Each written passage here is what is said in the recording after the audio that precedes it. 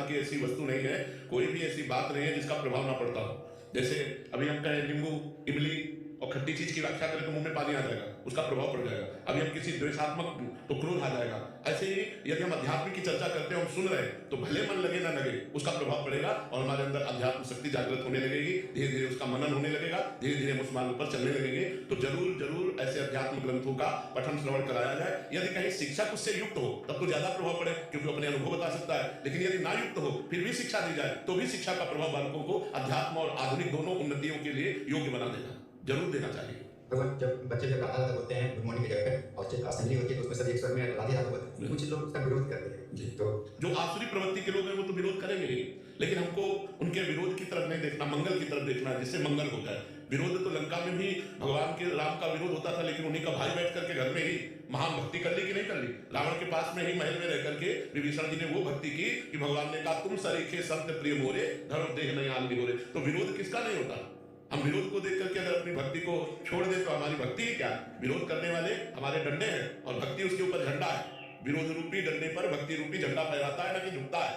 अगर विरोधी ना हो तो भक्त की पहचान ही ना हो पावे। अगर मीरा जी के देवर विरोध ना करते तो मीरा जी को कौन जानता, हिरण्यकश्यप विरोध ना करता तो प्रहलाद जी को कौन जानता। तो विरोधी ही ऐसे हैं जो हमारी भक्ति को प्रकाशित करते हैं। हमें उनसे डाउन नहीं होना, हमको डट करके भगवान नाम की जय घोष करनी है। अनिता तिवारी जी, राधा महाराज जी।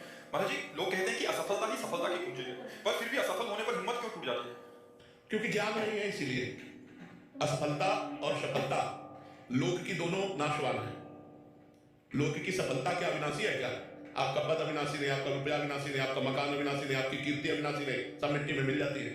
तो यदि हमको ज्ञान हो तो हम सफलता और सफलता में सम रह सकते हैं, दुख और सुख में हम सम रह सकते हैं, संपत्ति और विपत्ति में हम सम रह सकते हैं। जब हम सुख में भूल गए तो दुख में भी निराश होना पड़ेगा, उदास होना। अगर सुख में हम सम रहे तो दुख हम पर उतना प्रभाव नहीं डाल पाएगा। ऐसे ही असफलता तभी होती है जब हमारे पूर्व पाप होते हैं या हम जो कार्य करते होते हैं उसमें प्रवीणता नहीं होती, तभी असफलता होती है। तो हमें चाहिए एक बार असफल होकर के हम दोबारा असफल ना हो, ऐसी प्रवीणता लानी चाहिए और वो भगवान के नाम जब से मिलेगी, भगवान के शरण में आने से मिलेगी, भगवान की कृपा से प्राप्त होगी सफलता। तो हमें चाहिए कि चित्त को भगवान से जोड़े, तो बड़े से बड़े असफलता को भी हम हंस करके सह करके सफलता की तरफ आगे बढ़ सकते हैं। अगर भगवान से नहीं जुड़े तो निगेटिव विचार हमको और असफल बनाते हुए हो सकता है डिप्रेशन में डाल दे।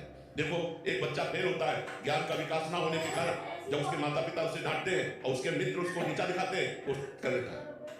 वो सुनता है क्या, अरे ये कुछ करने का विषय था, एक बार फेल हो गए, हम अच्छे से फिर पढ़ाई पढ़ेंगे और हम पास हो जाएंगे। पर ज्ञान का विकास ना होने के कारण लोग नकारात्मक सोच को इतना आदर दे देते हैं जो डिप्रेशन में चले जाते हैं, परेशान हो जाते हैं। तो नहीं, नाम जप करो और सकारात्मक सोच को, पॉजिटिव सोच को बढ़ाओ, तो सफलता अपने आप मिल जाएगी आपको।